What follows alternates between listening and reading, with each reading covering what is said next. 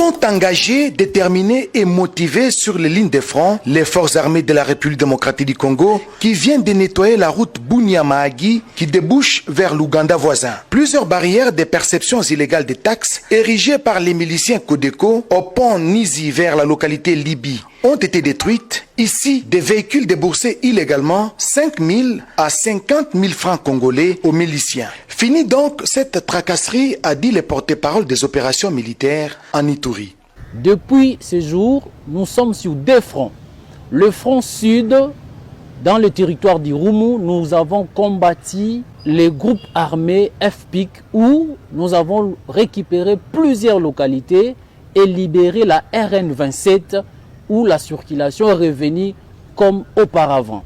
Même le centre d'intérêt économique de groupe armé Codeco est passé sous contrôle de forces armées. Les véhicules passent librement, le trafic sur la RN27 est sécurisé, rassure le lieutenant Jules Ngongo. C'est ce qui nous a amené aussi au front nord, dans le territoire de Djougou, où le vaillant militaire de forces armées vont de prouesse en prouesse, où plusieurs localités également sont passées sous contrôle de forces armées qui étaient siégées par ces renégats. Et d'ajouter, pendant cette période de l'état de siège, les FARDC ont récupéré plusieurs villages, dont Ala, Lobu, Sanduku, Gudjo, Dera, Libi, Dina, des grandes agglomérations du territoire des Djougou, jadis occupées par des assaillants. Des opérations militaires de grandes envergures sont lancées en territoire des Djougou et Irumu. Les miliciens Codeco et FPIC sont donc avertis.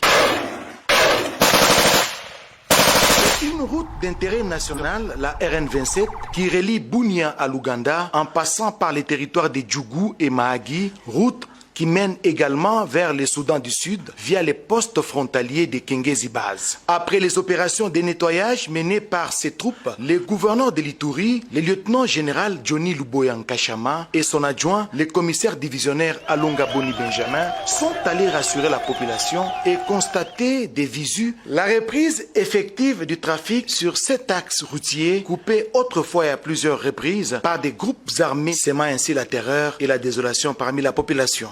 Cette route sert de voie de ravitaillement en produits de première nécessité vers les centres de consommation. Au centre de négoce de Iga Barrière, le gouverneur de l'Ituri et commandant des opérations, le lieutenant général Johnny Luboya, a pris langue avec la population venue lui soumettre ses doléances axées essentiellement sur la multiplicité des taxes et les tracasseries auxquelles elle fait face sur ce tronçon.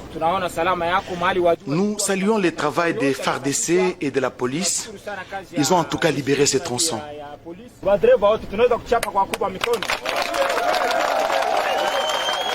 Sur son chemin de retour vers Bunia, le cortège de l'autorité provinciale a été stoppé net par la population qui tenait à tout prix à communier avec les nouvelles autorités. Expression de joie doublée d'un vœu ardent, celui du retour effectif de la paix et la sécurité sur l'ensemble de la province, comme le veut le commandant suprême de FARDC, Félix Antoine Tshisekedi Tshilombo.